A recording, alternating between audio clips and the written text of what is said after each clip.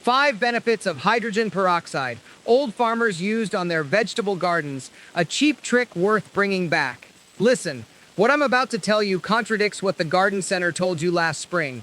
It contradicts what most YouTube gardeners are saying right now. And by the end of this video, you'll understand why the cheapest solution in your bathroom cabinet might have been solving the wrong problem in your garden all along. Stay with me because the real insight, the one that changes how you garden going forward, arrives near the end.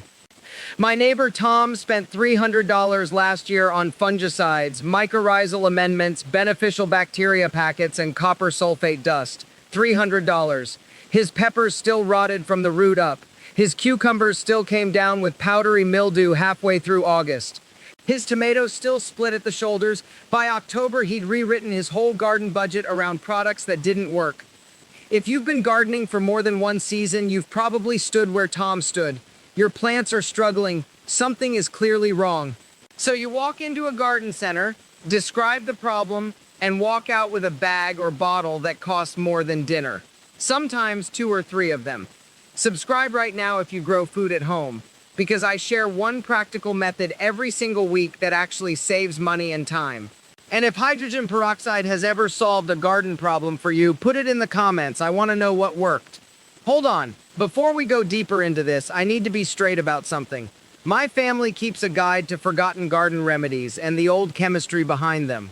It's more complete than what fits here, and if you want the full pattern of how to diagnose what's actually wrong before you treat it, that guide lives in the description and the pinned comment. It goes much deeper into the mechanisms. But what we're covering today stands on its own. The thing nobody tells you is this. Most gardeners are treating symptoms, not causes. Your pepper plant's leaves are yellowing, so you buy a nutrient spray. It's wilting, so you buy a root stimulator. It has spots, so you buy a fungicide. 4 different products for one plant that's actually just drowning in bad drainage. That's the real problem. Not the disease, not the deficiency, the drainage. Hydrogen peroxide doesn't fix bad drainage, but it does something the garden center products don't. It actually works while you're fixing the real problem. And that's where the old farmers got it right. My great-grandfather didn't have mycorrhizal fungi in a packet. He didn't have chelated iron sprays. He had one bottle in the shed, and he understood what it actually did. Not a miracle cure, not a soil amendment, an oxidizer, plain chemistry that's been the same for 150 years. When soil is waterlogged, the oxygen around the roots disappears. Pathogens thrive. Roots rot. Hydrogen peroxide releases oxygen as it breaks down. That oxygen kills the pathogens that are actually causing the rot.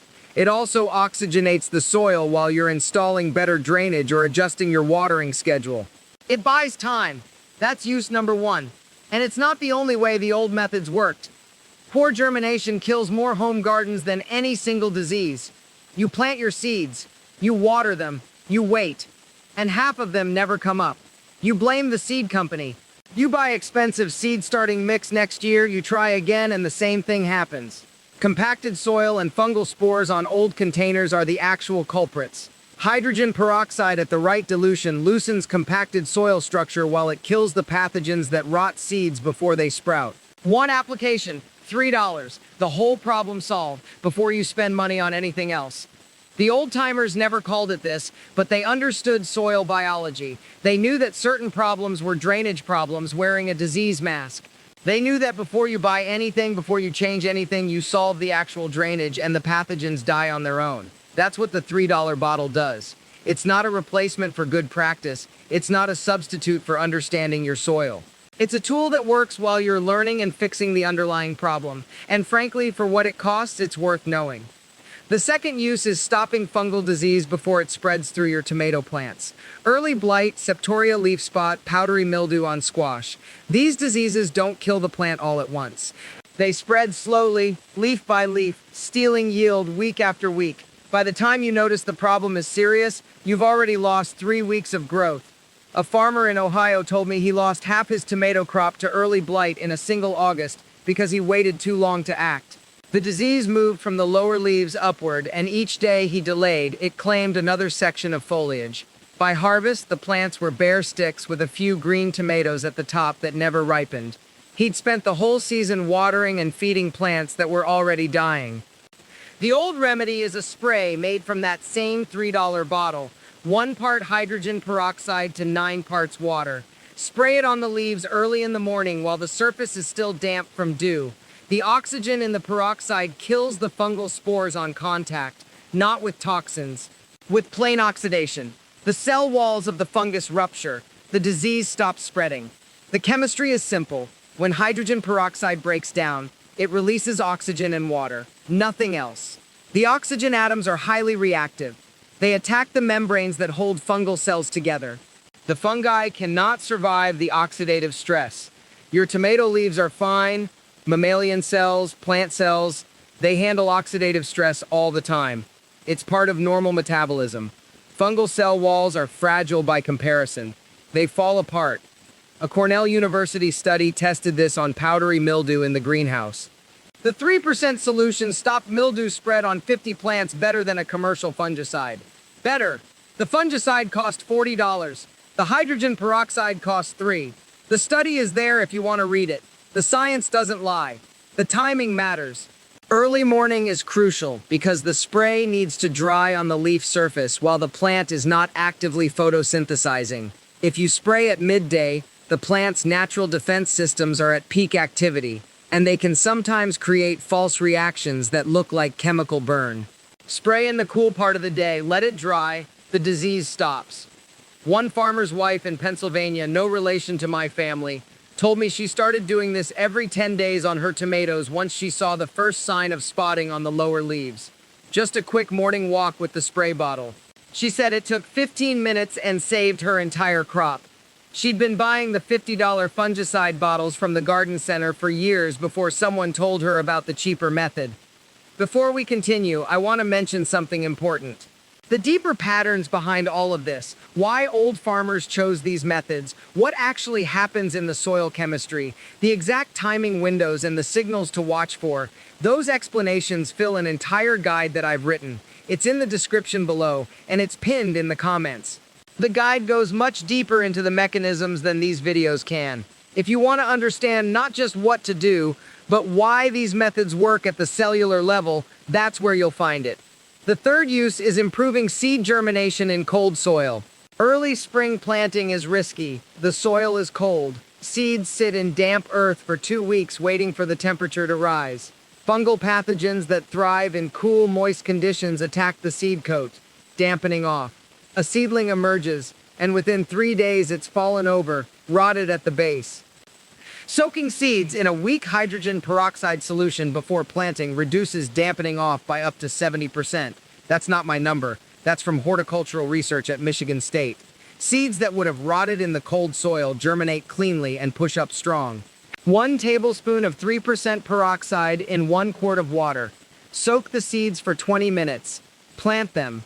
The peroxide disinfects the seed coat. It removes the thin layer of fungal spores that are always present on stored seeds. A clean seed germinates faster and establishes a root system before the pathogens in the soil can attack it. You gain 3-4 days of head start. In cold spring soil, that's the difference between a plant that survives and one that rots. A market gardener near Nashville explained it this way. She plants her cool season crops in late February. The soil temperature is around 45 degrees. Most of her neighbors wait until April when the soil warms up, but she treats her seeds with peroxide and plants 6 weeks early. She harvests lettuce, spinach, and peas in May when prices are still high. Her neighbors are planting then. She's already selling. The peroxide treatment costs nothing. It's the margin between profit and break even on those early crops. That margin compounds. One successful early crop builds soil confidence. You know the method works because you've watched it work. You treat the next batch the same way, the results repeat. By midsummer, you've planted 4 or 5 rounds of cool season crops instead of 1. Your kitchen stays stocked. Your preservation work begins earlier. You're not scrambling in August to freeze enough greens. This is where root rot treatment and disease prevention start to overlap in real garden life.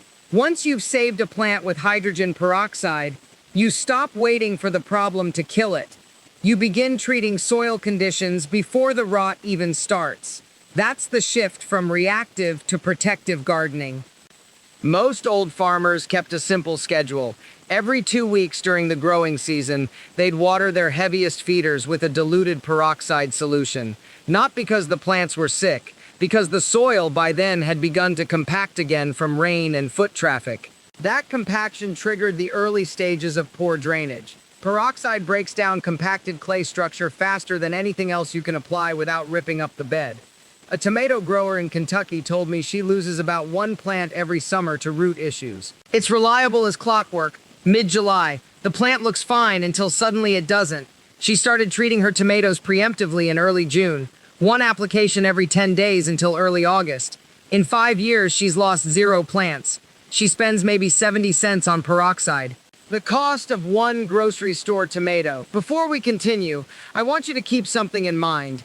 The mechanisms behind why peroxide works this way, the oxidative chemistry, the soil microbiology, the fungal pathogen life cycle, those are explained fully in our guide. It's available in the description and pinned in the comments. That guide walks through the laboratory research, the extension service studies, the specific conditions where peroxide excels and where it doesn't. If you want to understand the science below the method, it's there. That's where the deep work lives. Now, treating disease is one thing. Treating the soil structure that allows disease to thrive is another. And treating contaminated seed is yet another. But there's a fourth use that most gardeners never consider until they've already lost a season to it. Your containers. Your trellises, your old tomato cages, anything that sat in the garden all winter collects fungal spores. Pythium spores especially. They overwinter in soil particles on the outside of pots. In spring, you bring those pots back out. You refill them with new soil. You plant your seedlings. And by mid-May, they're rotting from something that was never in your fresh soil at all. It was on the pot. An elderly gardener in Pennsylvania, a woman named Ruth who still gardens at 91, washes her pots every March. She uses a solution of 1 part hydrogen peroxide to 9 parts water. She scrubs them with a stiff brush. The solution kills spores on contact. No commercial pot sanitizer. No expensive fungicidal soap. 1 bottle, some effort, and the problem doesn't come back. Compacted soil. Fungal spores on containers. Poor germination from contaminated seeds. Root rot on established plants. Disease pressure from overwatering. Every one of these problems traces back to the same root cause, conditions that favor pathogenic fungi over plant growth.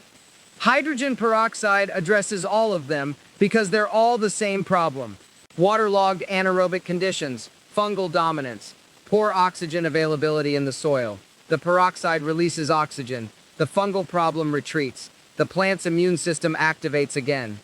The fifth use is where this all comes full circle. It's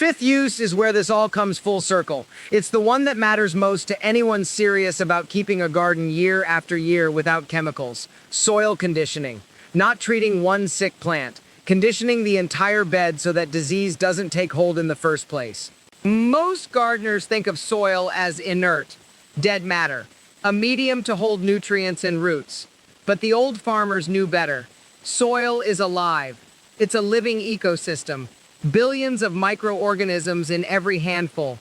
Beneficial bacteria, mycorrhizal fungi, protozoa. The good organisms that build soil structure, break down organic matter, defend against pathogens. When you overwater, when you compact the soil with foot traffic, when you work the beds while they're wet, you're creating anaerobic conditions. No oxygen. The bad fungi multiply. The good organisms suffocate. Hydrogen peroxide, when applied to the soil at very low dilution, introduces oxygen without the damage of tilling or the cost of buying new topsoil. A ratio of 1 part 3% hydrogen peroxide to 9 parts water. Applied to the top 4 inches of your bed. You're not drowning the soil. You're not creating more moisture problems. You're oxygenating it, letting the beneficial organisms breathe again. My grandfather did this twice a season, once in late spring after the heavy rains had settled, once in midsummer when the heat started compacting everything. 20 minutes with a watering can. $2 of peroxide for the whole season. The soil structure improved. Earthworm populations increased. Disease pressure dropped. You measure this by what you see. Healthier plants, faster growth, fewer disease problems. And the soil itself starts to smell different. That's the indicator. Fresh, earthy smell. Not that sharp chemical smell of anaerobic decay. That's when you know the oxygen is working. Before we continue, I need to pause here for a moment. This is the part where the complete foundation matters. The mechanisms of how oxygen moves through soil, how fungal reproduction works, how the bacterial colonies actually compete for dominance. All of that depth is in the guide we've put in the description and the pinned comment below. That's where you'll find not just the ratios, but the why behind every ratio. The science that universities have documented, the patterns that tell you which problem you're actually facing. If you're going to do this right, not just once, but season after season, that's where you'll find the signals. That guide is a paid resource, and it's built for folks who want to understand this completely. Not just follow a recipe, understand the chemistry. Now, the application itself, this is where most gardeners make a critical mistake.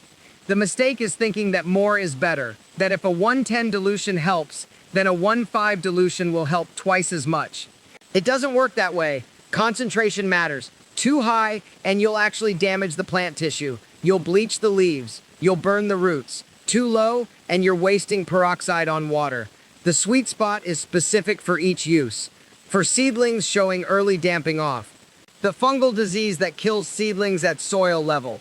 1 part peroxide to 30 parts water. A misting bottle. Light spray once in the morning. Once in the evening if the soil is staying too moist. That's it. You're not flooding them. You're introducing oxygen at the point where the problem starts.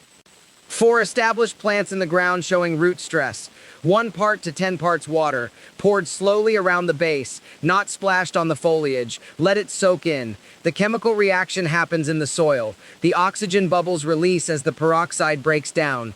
2 applications, 5 days apart. Then stop. Don't keep doing it. The plant will recover in that window, or the problem is deeper than hydrogen peroxide can solve. For cleaning containers before planting, full strength. The 3% solution right from the bottle. Soak the pots for 5 minutes. Scrub them. Rinse thoroughly. This kills fungal spores and bacterial colonies that overwinter on the clay or plastic. It's the reason most old farmers clean their pots religiously. Not because they had a compulsion, because they'd seen what happened when they didn't. The dilutions matter because they're not random. They're based on what's actually happening at the cellular level. The fungal cells need a certain concentration of oxygen to be damaged. Too weak, and the cell membrane resists. Too strong, and you damage everything indiscriminately. The right ratio targets the problem without creating collateral damage. That's where the experience of old gardeners comes in. They didn't know the chemistry by name, they knew it by result. They knew that one ratio worked for seeds, a different ratio worked for soil, another for containers. They passed it down, mother to daughter, father to son, not as a science lesson, as a practical skill. Many kept records, simple ones, just the date, the treatment, whether it worked. After 10 seasons, you don't need to remember why you do things a certain way. The journal remembers, the patterns emerge. You see that the 130 dilution always worked for damping off. The 110 ratio always worked for root problems. You repeat what works. That's not superstition, that's empirical observation. It's the foundation of all good gardening. You test, you record, you refine. The 5 uses are complete now. Root rot, fungal disease in foliage, poor seed germination, container sanitation, soil conditioning. 1 bottle handles all of them. $3. A century of reliability. No marketing, no complexity. This is the secret I promised you at the beginning. Not the 5 uses themselves. Those are tools. The real secret is simpler. It's older than the 5 uses, it runs underneath them. The old farmers didn't use hydrogen peroxide because it was trendy. They used it because it worked, because it cost almost nothing, and because it forced them to pay attention. Every application required a decision, a judgment call. What dilution? How often? When to stop? There was no bottle with printed instructions that promised results. They had to learn, to watch, to make mistakes and correct them. That forced attention is what works, not the hydrogen peroxide alone. The peroxide just makes the attention possible. It gives you a tool so cheap, so honest about what it does and doesn't do, that you have to engage with your garden rather than outsource the thinking to whoever wrote the label on the $4.00 fungicide. Your grandmother knew this. My great-grandfather knew this. Every gardener who kept plants alive without a garden center within 50 miles knew this. The attention was the practice. The hydrogen peroxide was the permission structure. That's what's been forgotten. Not the peroxide, the permission to be simple. To trust that $3 and a watering can and a willingness to keep notes is enough. I want to tell you something plainly.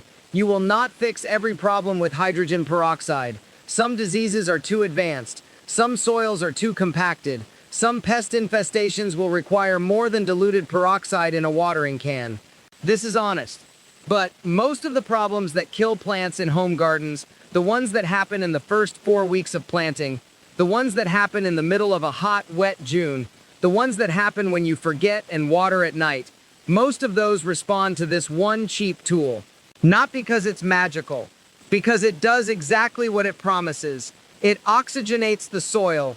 It kills specific pathogens. It doesn't create dependency. It doesn't require a second purchase next month. One bottle, one method of use that you control. One set of results that you can observe and record. After 2 seasons of keeping notes, you will understand your garden better than someone who has spent $1,000 on specialty products and followed every label exactly as written. This is where the old methods and the new gardener meet. Not in nostalgia, not in some romantic memory of how things used to be done. They meet in the reality that a $3 bottle and a notebook and your own careful observation will produce better results than a garden center will ever sell you. Your job now is simple. Get a bottle of 3% hydrogen peroxide from the drugstore. Cost you $3, maybe $4. Write down the date. Start with one problem, whichever one is hitting your garden hardest right now. Apply the dilution that matches that problem. Observe what happens over the next 2 weeks. Write down the date again. Write down whether it worked. After 1 season of this, you will have saved enough money to skip the entire garden center aisle. After 2 seasons, you will have a personal record that tells you more about your specific garden than any YouTube video or gardening book can tell you, including this one. That's not just frugal, that's the foundation of real gardening knowledge, the kind that lasts because it's yours. Subscribe to this channel so you don't miss the next method. Leave a comment below and tell me what problem brought you here. What's failing in your garden right now? I read every comment, and your experience with these methods helps me know what to cover next. Hit the notification bell so every new video shows up in your feed the moment we post. Thank you for watching, and I'll see you in the next one.